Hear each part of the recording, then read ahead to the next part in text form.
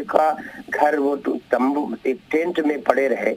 आज भगवान रामलला अपने घर में विराजमान है। इस देश के करोड़ों करोड़ लोगों की आस्था के केंद्र बिंदु है भगवान राम।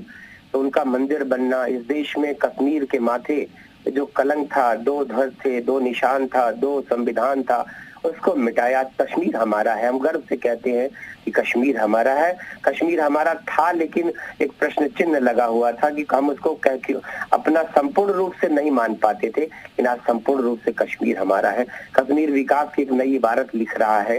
इस देश में हमारी छवि दुनिया के दूसरे देश जिनका हमने जन्म दिया, जिस बांग्लादेश का, वो हमको आंख दिखाता था। जिस पाकिस्तान के लोग न जाने हमारे लाखों सैनिकों की प्राण लिया, आज एक पत्थर की चलने की घटना कश्मीर में, अब हमारे बॉर्डर पे गोलियां नहीं चल रही। वो रोज आए दिन हमारे देश में आतंकवादी घटनाएं होती थी। आप बता दें कोई घटना हुई है, हमने उसका पूर्ण रूप से बदला लिया। हमने सर्जिकल स्ट्राइक किया, हमने एयर स्ट्राइक किया, हमने अपने देश में तेजस जैसे फाइटर प्लेन बनाए हैं। हम आज ब्रह्मोस मिसाइल को नहीं दयाशंकर जी, आप इतने सारे मुद्दे गिनवा रहे हैं, लेकिन विपक्ष तो कह रहा है कि मुद्दे आज भी वहीं के वहीं है। महंगाई, बेरोजगारी हर तरफ है। विपक्ष के पास अब कहने को बचा क्या है? सब कुछ तो चला गया उनका। वो जाति के नाम पर समाज को बांटते थे, आज जाति धर्म के नाम पर समाज में वो बंटवारा समाप्त हो गया। आज हर व्यक्ति का विकास, सबका साथ सबका विकास का नारा एक ऐसा यथार्थ बन गया कि हर गरीब को घर, 4 करोड़ घर देश में बना के दे दिया। उत्तर प्रदेश के लोगों को उसने 40 लाख से ज्यादा गरीबों को घर उत्तर प्रदेश में दे दिया। 14 करोड़ हमारे मातृशक्ति को उज्ज्वला का कनेक्शन दे दिया। 31 करोड़ हमारे आयुष्मान कार्ड के इस देश भर में लोग लाभ उठा रहे हैं इलाज की सुविधा का।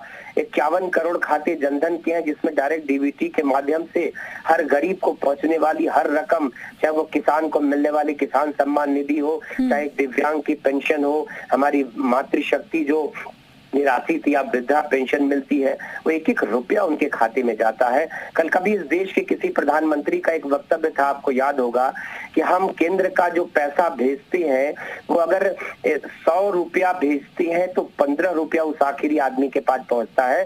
भारतीय जनता पार्टी की सरकार बड़े गर्व से कह सकती है कि 100 रुपया भेजते हैं और उस आखिरी आदमी के पास, व्यक्ति के पास, जो अंत्योदय की कल्पना किया था पंडित दीनदयाल उपाध्याय जी ने, उस आखिरी व्यक्ति के पास हमारा 100 का 100 दयाशंकर जी, लेकिन तीसरा चरण आते आते मुद्दे बहुत अलग नजर आ रहे हैं। मंगलसूत्र का जिक्र हो रहा है, आरक्षण, विपक्ष कह रहा है कि आप लोग आरक्षण खत्म करना चाहते हैं।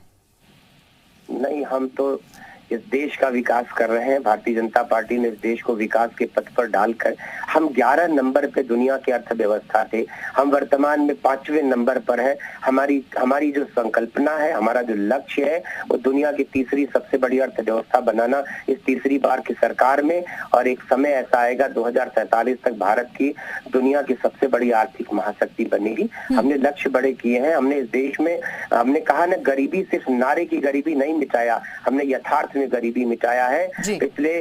पिछले कोरोना के बाद से इस देश को, गरीब को खाने का अनाज बच रहा है।